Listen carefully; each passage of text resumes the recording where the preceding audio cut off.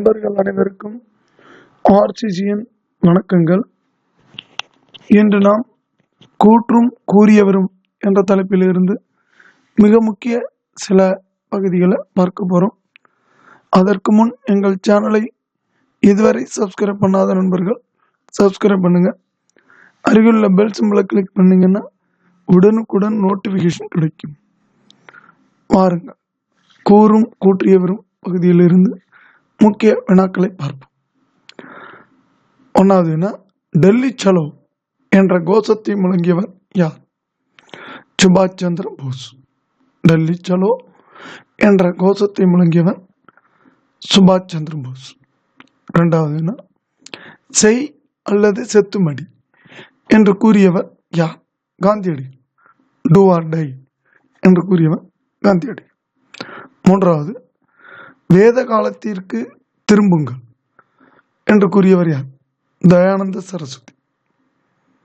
வேத காலத்திற்கு திரும்புங்கள் என்று கூறியவர் தயானந்த சரஸ்வதி. நான்காவது வினா, தீண்டாமை என்பது ஒரு குற்றமாகும் என்று கூறியவர் யார்? காந்திஜி. தீண்டாமை என்பது ஒரு குற்றமாகும் என்று கூறியவர் காந்திஜி. அஞ்சாவது வினா, பல்லாண்டுகளுக்கு முன்பு நாம் விதியுடன் ஓர் ஒப்பந்தம் செய்திருந்தோம் என்று கூறியவர் யார்? ஜவஹர்லால் நேரு. பல்லாண்டுகளுக்கு முன்பு நாம் விதியுடன் ஓர் ஒப்பந்தம் செய்திருந்தோம் என்று கூறியவர் ஜவஹர்லால் நேரு. ஆறாவது வினா, சுயராஜ்யம் எனது பிறப்புரிமை.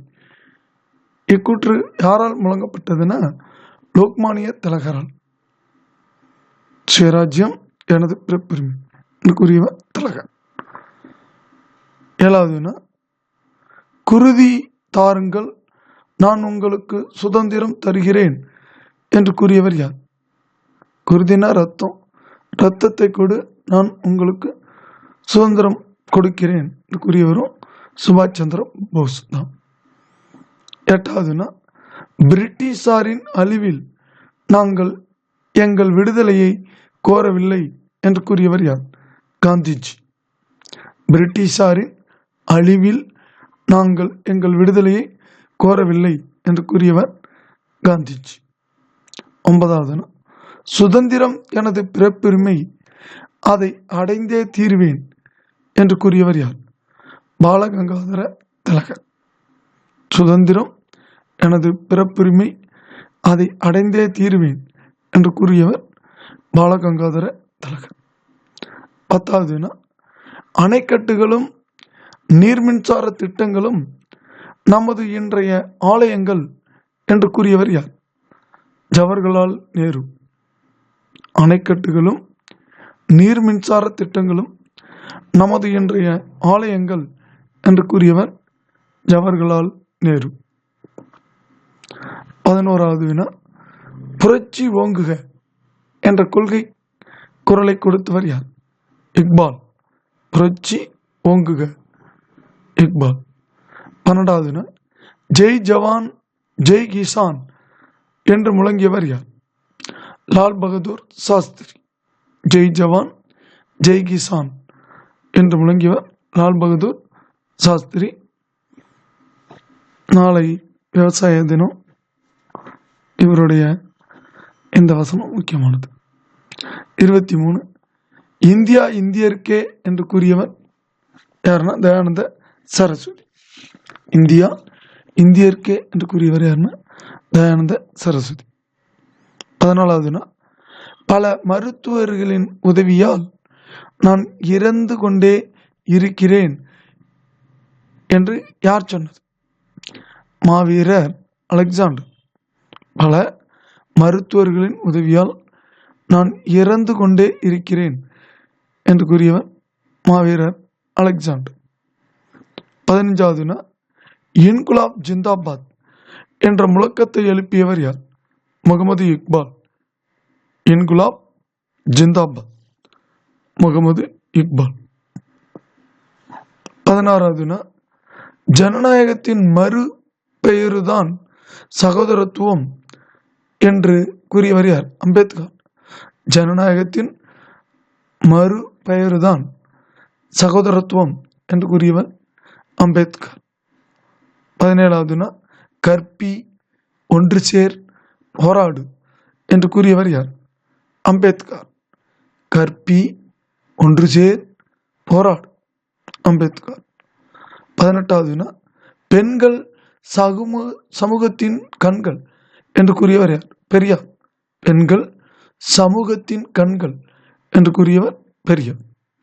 19வது வீரம் இல்லாத வாழ்வும் விவேகம் இல்லாத வீரமும் வீணாகும் என்று கூறியவர் யார்? முத்துராமலிங்க தேவர். வீரம் இல்லாத வாழ்வும் விவேகம் இல்லாத வீரமும் வீணாகும் என்று கூறியவர் முத்துராமலிங்க தேவர்.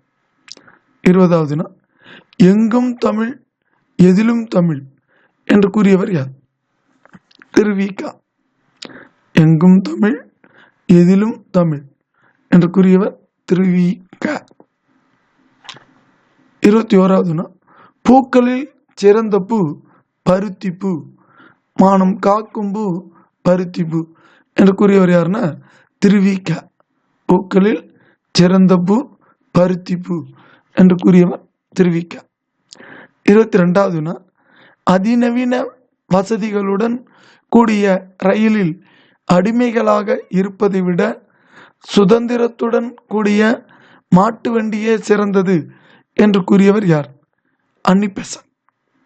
அதிநவீன வசதிகளுடன் கூடிய ரயிலில் அடிமைகளாக இருப்பதை விட சுதந்திரத்துடன் கூடிய மாட்டு வண்டியே சிறந்தது என்று கூறியவர் அன்னி பெசன்ட். 23வது அரை வயிற்று கஞ்சுக்கு அல்லற்படும் ஊமைகளின் உறுப்பினனாக நான் பேசுகிறேன் என்று கூறியவர் யார்? அம்பேத்கர். அரை வயிற்று கஞ்சுக்கு அல்லல்படும் ஊமைகளின் உறுப்பினனாக நான் பேசுகிறேன் என்று கூறியவர் அம்பேத்கர். 24வது இந்திய நாட்டை மொழிகளின் காட்சி சாலை என்றவர் யார்? ச அகத்தியலிங்கம்.